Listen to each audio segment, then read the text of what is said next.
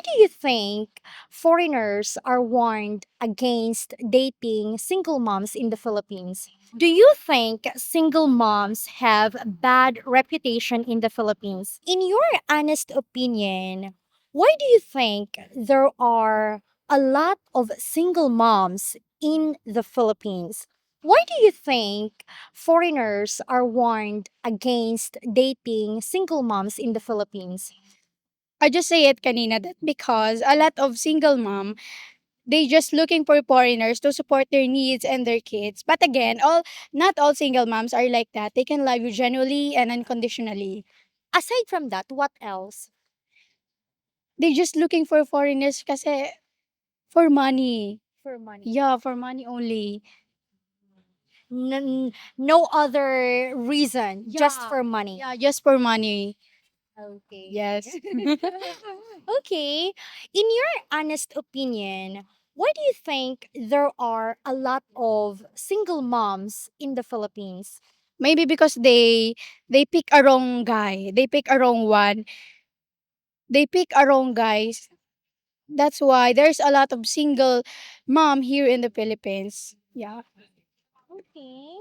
They pick the wrong guy. You're the wrong guy. Okay. That's a lot of Filipinas to to Yeah. pick.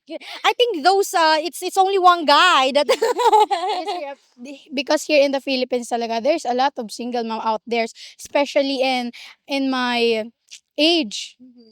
Very young pa. They have kids already because they pick a wrong guy. Do you think single moms deserve a second chance at love? Yes, of course. Everybody deserve a second chance. Everybody deserve to be loved unconditionally and genuine. So no matter you're a single mom, you deserve it. You deserve to be loved. Okay, that's. Are you single or in a relationship? I'm very single. Actually, I'm NBSB. Yeah. No boyfriend since her birth. Yeah. And this is her second time here. My second time to interview here. Okay. Actually, I was asking her friend, and then her friend was like, "No, it's Cherry because she's beautiful like this, like that." And when I saw her, I was like, "I knew her." And yes, I knew her.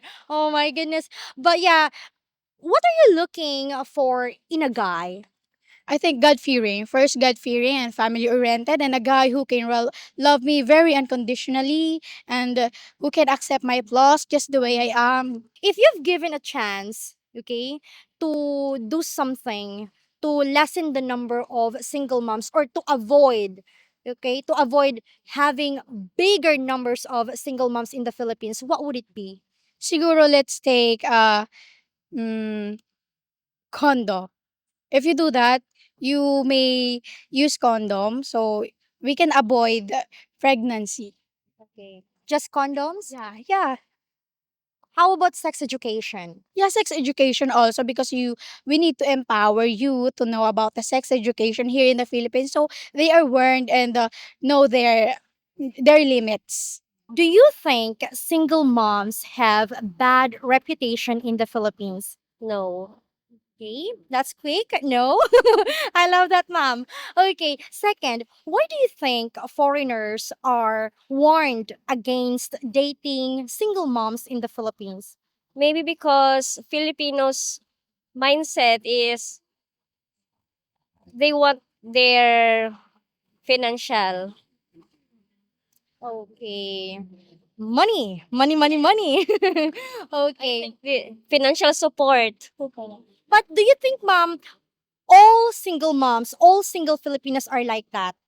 No. There are also good single moms out there. Yes. Okay. Okay. In your honest opinion, mom, why do you think there are a lot of single moms in the Philippines? Maybe because if their husband or their partner is irresponsible, maybe they choose to be a single mom. So they don't settle for less. Like oh, I deserve better like that. Maybe. Okay. I see. Okay. Now, mom, for the last question po, um, do you think single moms deserve a second chance at love? Of course. Everybody's deserve for a second chances. Okay. Mom is very cute, guys. And you wouldn't believe how old is mom. How old are you po, ma'am? 31. She doesn't look like 31. I hope when I reach 31, I look like you, ma'am. She's really cute. Like, she's pretty for 31. Do you have family po, ma'am? Yes. How many kids, ma'am? One only. Mm, you need more.